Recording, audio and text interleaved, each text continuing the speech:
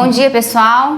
Meu nome é Tassiana, sou escrivã de polícia na Delegacia da Mulher de Barretos. A Delegacia da Mulher de Barretos hoje tem como titular a doutora Denise Paro, que está em licença maternidade, e na ausência dela, a delegada que está chefiando a Delegacia de Defesa da Mulher de Barretos é a doutora Débora Cristina Abdala Nóbrega. Doutora Débora é delegada titular da Delegacia da Defesa da Mulher de Olímpia e também responde pela Delegacia do município de Cajobi. Ela está respondendo por 3 delegacias, não pôde estar aqui hoje para falar com vocês e pediu que eu a representasse. Então, infelizmente, nós estamos aqui para falar de um feminicídio consumado na cidade de Barretos. O fato ocorreu no último sábado, dia 18, na madrugada do dia 18, por volta de 3h30 da manhã. A vítima estava numa confraternização na residência de alguns amigos. O ex-companheiro, do qual ela já havia se separado há aproximadamente 30 dias, tiveram um relacionamento rápido, de 3 meses. Ele insistia em reatar o relacionamento, ele não aceitava o fim da relação e passou a perseguir a vítima.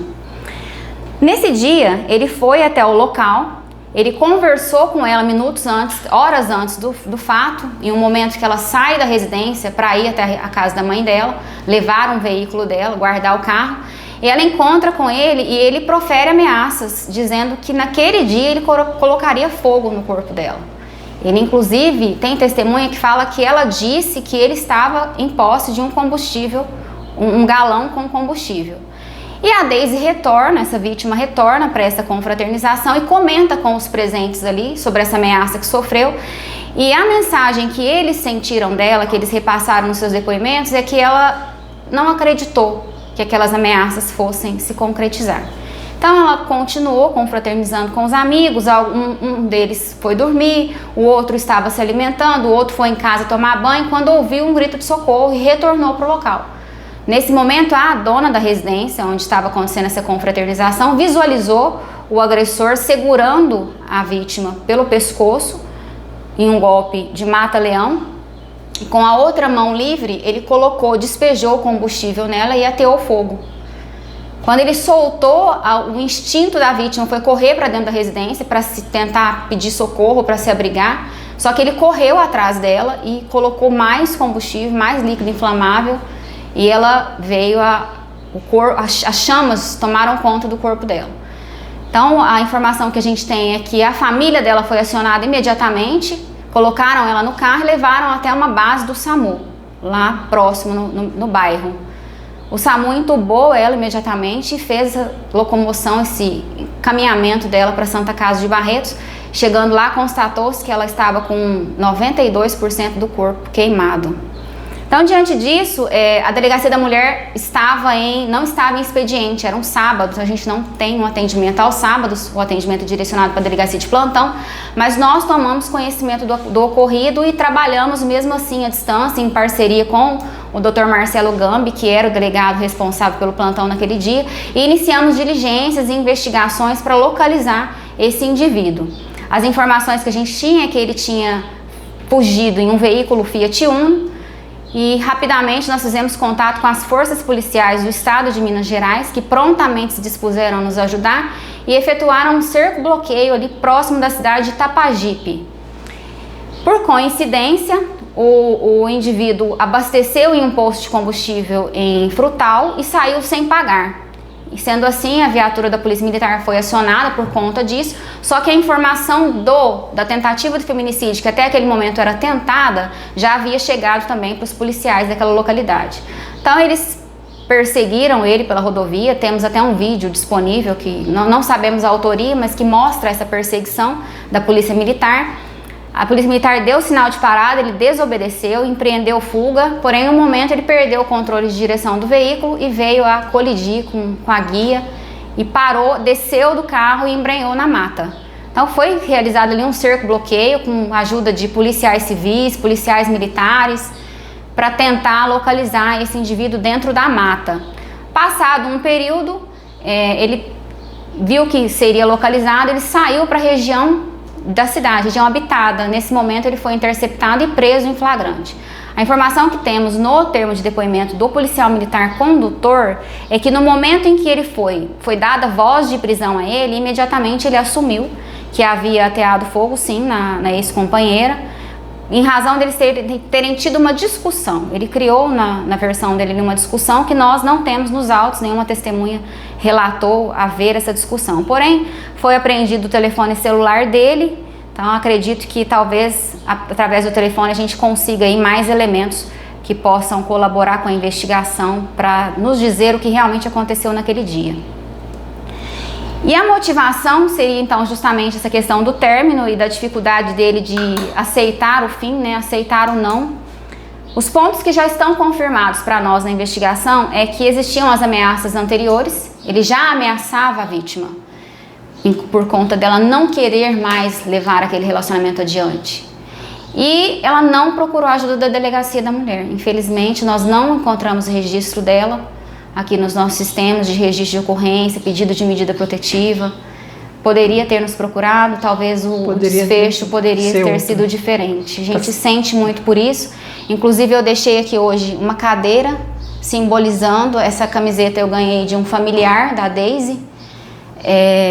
Fizeram em homenagem a ela ontem no velório e eu coloquei na cadeira por quê? Porque ela poderia ter se sentado aqui. Ela poderia ter vindo procurar nossa ajuda, conversado, recebido orientação, informação, mas infelizmente ela não chegou a nos procurar. E aí esse é um dos maiores entraves da delegacia, da DDM, quanto a mulher desacreditar que de repente ela possa ter uma ajuda? Exatamente. Ela desacreditou da ocorrência. Ela tinha certeza absoluta que ele não ia concretizar as ameaças que ele havia feito. Então, a mensagem que eu quero deixar aqui nessa ocasião: não desacreditem da ocorrência. Procurem ajuda. No primeiro sinal de violência, de desentendimento, de ameaça, procurem ajuda policial. Porque se a Deise tivesse procurado, ela teria talvez tido um destino diferente. E a gente sente muito porque ela é uma mulher... Todo mundo que você conversa fala que ela é uma mulher alegre, extrovertida. Era uma mulher muito alegre, extrovertida. E deixa duas filhas de 10 e 12 anos. Duas meninas que estão numa fase que precisam muito da mãe. Infelizmente ficaram órfãs de mãe, duas adolescentes. Na noite dos fatos temos também testemunhas que relataram ter visto ele. Tem uma testemunha ocular que viu o indivíduo segurando a Daisy e ateando fogo. E no veículo localizado com ele, lá em Minas Gerais, foi localizado um galão com combustível, um isqueiro e o telefone celular. O telefone celular foi apreendido. Ele também o indivíduo apresentava lesões no braço, antebraço e na mão, que também decorrentes de queimadura.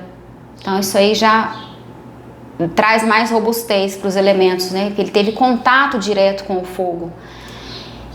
E o que a gente conclui, a investigação está caminhando para concluir que ele já vinha perpetrando essas ameaças. Ele dizia previamente, inclusive, a forma como ele cometeria o crime. E isso nos dá muitos indícios de que a ação dele foi premeditada. Não foi uma discussão, como ele disse, que teve uma discussão com ela e no calor do momento acabou cometendo o crime.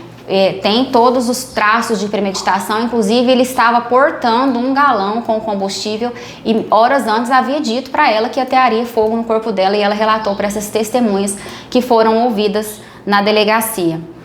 A motivação, o caso está sendo tratado como feminicídio qualificado, e a motivação para o fecho, o foco central da motivação seria o inconformismo com o fim do relacionamento e o sentimento de posse, que é algo que nós que trabalhamos na linha de frente vemos diariamente.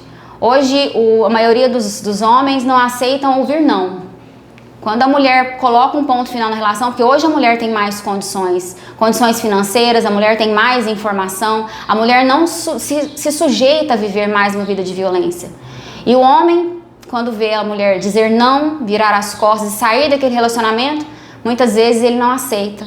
Ele objetifica aquela mulher, ele acha que aquela mulher é propriedade dele e infelizmente foi isso que aconteceu no caso dessa vítima. O agressor se achava proprietário dela. E a partir de agora, então, ele está detido, tá? Quais serão os próximos trâmites? Ele está detido no presídio de Itapajipe por conta da prisão em flagrante ter sido efetuada lá em Minas Gerais. Então, as forças policiais que trabalharam, foram muitas, a gente tem que inclusive agradecer e enaltecer o trabalho desses policiais, porque quando a gente vê, quando a gente se une várias forças de segurança, não interessa se é polícia militar, se é polícia civil, a gente vê um trabalho assim de excelência ser concluído.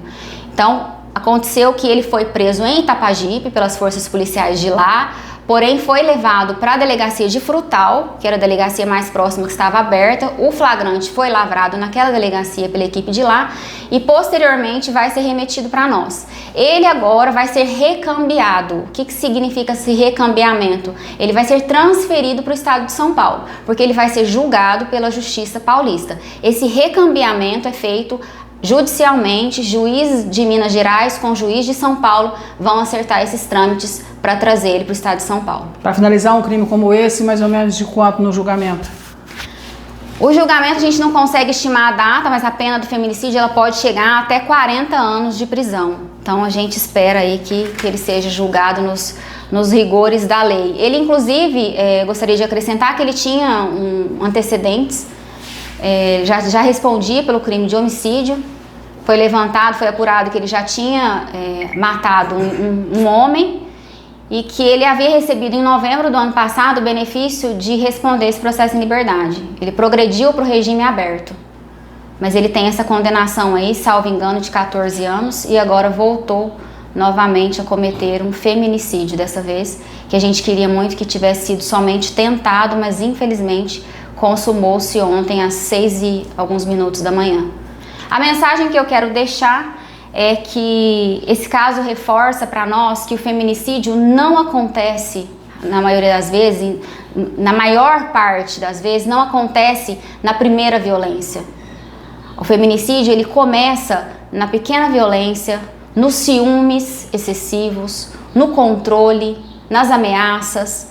Todos esses sinais devem ser identificados e levados a sério para que a gente não tenha mais mulheres vítimas de feminicídio em Barretos. Para nós é uma grande tristeza. E nós temos uma rede de proteção à mulher combativa que abraça a causa, que luta pela defesa das mulheres. Temos um exemplo do CRAM, Centro de Referência e Atendimento à Mulher. Temos o CONDIM, que é um conselho que luta aí por políticas públicas para mulheres. Casa da Mulher Paulista, que também pode ser uma porta de entrada para a mulher que precisa de ajuda. É só procurar ajuda.